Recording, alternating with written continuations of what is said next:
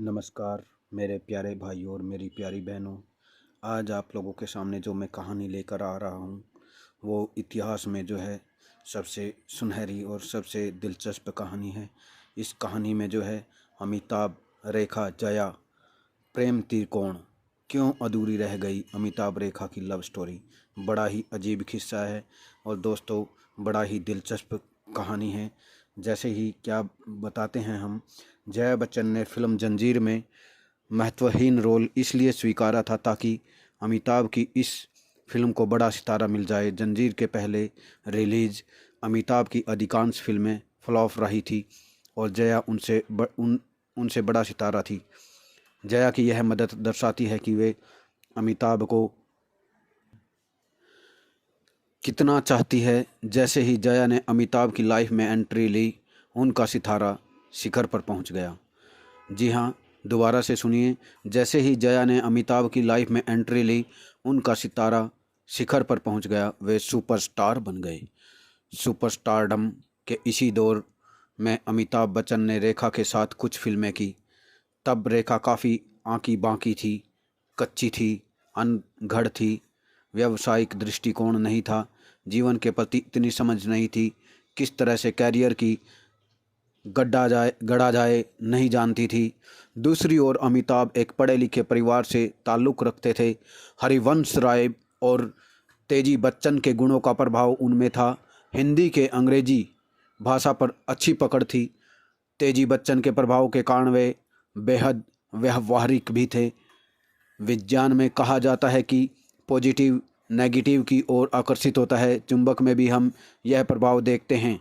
जी हाँ, बड़ा ही अद्भुत प्रभाव होता है यह कि विपरीत ध्रुव एक दूसरे की ओर आकर्षित होते हैं। यही प्रभाव ज़िंदगी में भी लागू होता है। जी हाँ दोस्तों, ज़्यादातर यही प्रभाव लागू होता है। आप लोगों ने देखा होगा कि ज़्यादातर लड़कियां जो है ऐसे लड़कों को चुनती हैं जो बिल्कुल उल्लू होते हैं, बेअक्ले होते हैं, और वो लड़की जो है बहुत सीधी सादी और बहुत अच्छी होती है। लेकिन जब आगे चल के लाइफ में जो है स्ट्रगल करना पड़ता है, जब शादी हो जाती है, तब उनको पता चलता है कि ओहो, मैंने तो उल्लू को चुन लिया। हाय रे ज़िंदगी कहाँ जाएगी। अमिताभ और रेखा बिल्कुल अलग थे। इसी बात ने उन दोनों को आकर्षित किया। अमिताभ रेखा की फिल्में पसंद की जाने लगी और वे लगातार साथ में शूटिंग करते थे। अमिताभ के संपर्क में आकर रेखा में आश्चर्यजनक बदलाव देखने को मिला, जैसे किसी पारखी नज़र ने उन्हें त्रास दिया हो।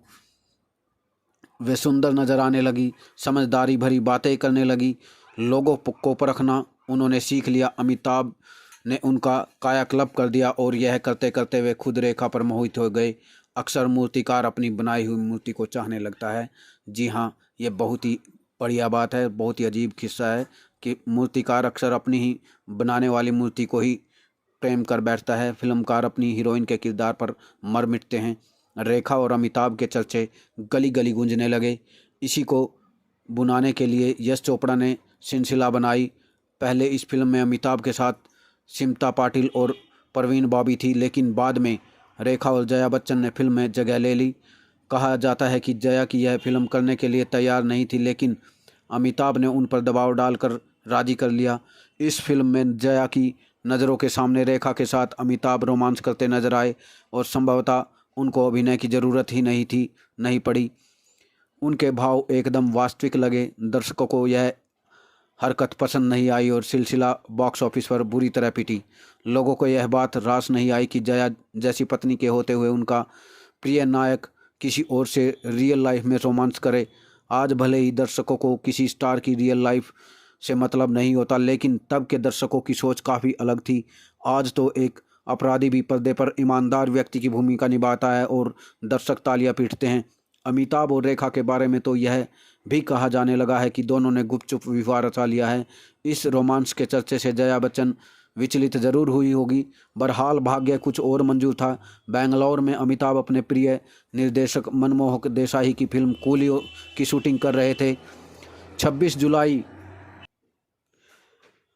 1982 को अमिताभ और पुनीत इस पर बेंगलोर यूनिवर्सिटी कैंपस में एक फाइट सीन फिल्माया जा रहा था। इस फाइट सीन में टाइमिंग गड़बड़ आ गई और अमिताभ के पेट में टेबल का कॉर्नर लग गया। सीन तो उन्होंने पूरा कर लिया, लेकिन बाद में उनकी ऐसी हालत हुई कि महीनों तक वे ज़िंदगी और मौत के बीच संघर्ष करते रहे। पूरा देश उनके लिए प्रार्थना कर रहा था। इस दौरान जया बच्चन ने अपनी मानसिक मजबूती का प्रदर्शन किया। वे साय के साथ अमिताभ के साथ रही, उनकी देखभाल की और व्यवस्था संभाली। अमिताभ मौत के मुंह से वापस लौटे। जया ने जिस तरह से पत्नी धर्म निभाया, इस बात से उन पर गहरा असर डाला।